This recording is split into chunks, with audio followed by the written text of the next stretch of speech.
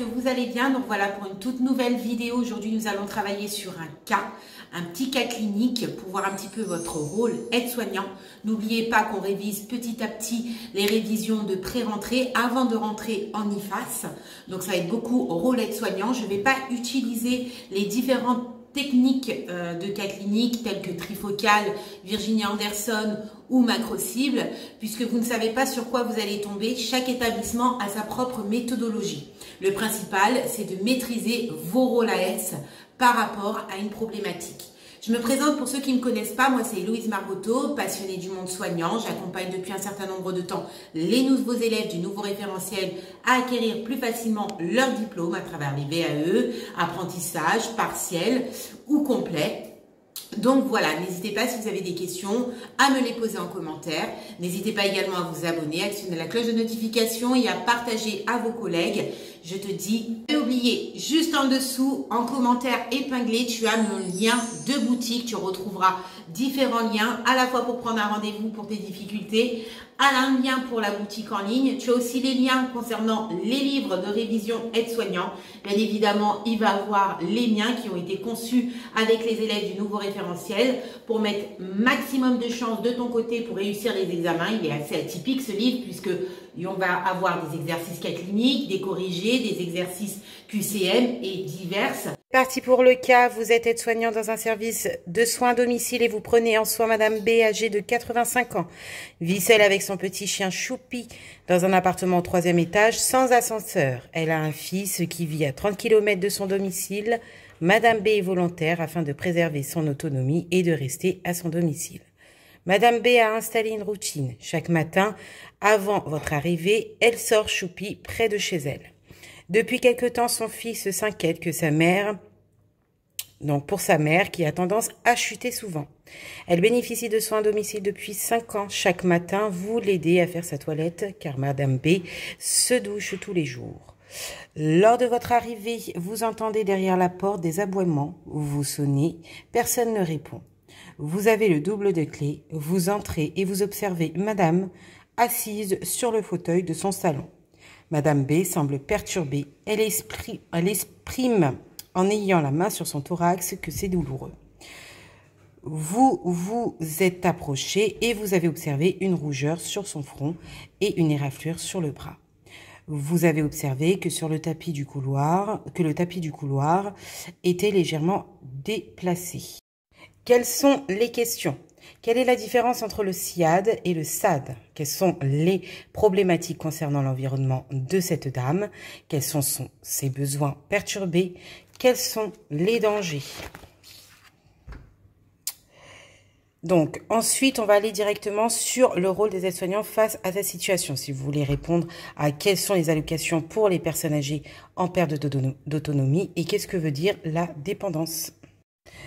Qu'est-ce que le SIAD? Qu'est-ce que le SAD? Le SIAD, c'est le service de soins infirmiers aide à domicile et le SAD, service à domicile. Le SIAD, les infirmiers et les aides-soignantes y travaillent. Le SAD, les auxiliaires de vie y travaillent. Quelles sont les problématiques concernant l'environnement de cette dame? Il y a diverses problématiques. La première, c'est que elle est dans un appartement avec des tapis. D'autant plus qu'elle a un chien qui peut aller aussi dans ses jambes et la faire chuter. Il y a aussi d'autres problématiques car cette dame vit dans un appartement au 3e étage sans ascenseur. Elle a un âge assez avancé, d'autant plus qu'elle chute à répétition. Quels sont les besoins perturbés pour cette dame? Alors, on ne va pas travailler les besoins de Virginie Anderson parce que vous n'êtes pas encore entré en école, mais on va un peu s'en inspirer. Alors, mouvoir et maintenir une bonne posture puisque cette dame chute à répétition. L'hygiène aussi, puisqu'elle a besoin d'une tierce personne pour répondre à ses besoins, tels que la douche, l'accompagnement à la douche. Il y a aussi le fait qu'elle soit en danger, puisqu'il y a un risque de chute, douleur au niveau du thorax, et un souci au niveau cutané, puisqu'elle a des éraflures et rougeurs au niveau du front. Donc, il y a également la douleur. Quels sont les dangers? Les dangers pour cette dame, c'est par rapport à sa douleur au niveau du thorax, mais pas seulement.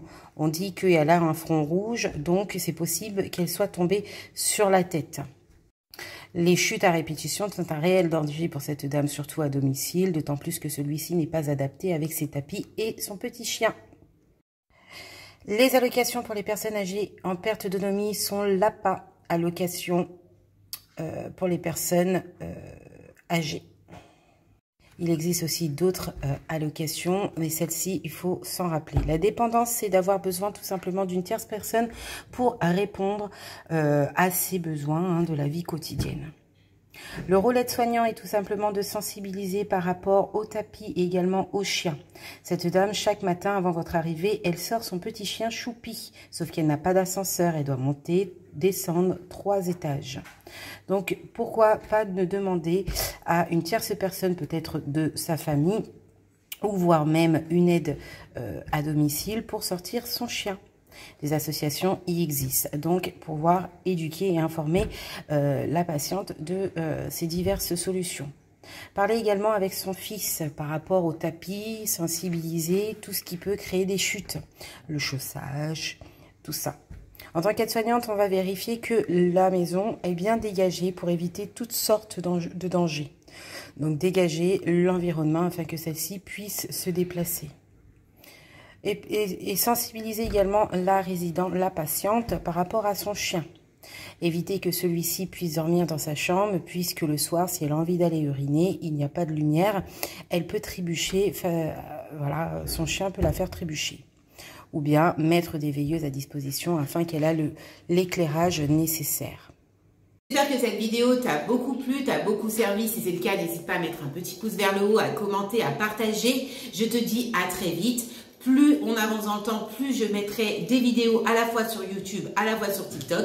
Mais c'est sur YouTube où tu trouveras les éléments importants pour réussir tes diplômes. Tu avances, tu commences à rentrer en formation. Je t'invite à regarder les toutes premières vidéos sur les QCM, les sigles et les cas cliniques. Et je te dis à bientôt pour une prochaine vidéo.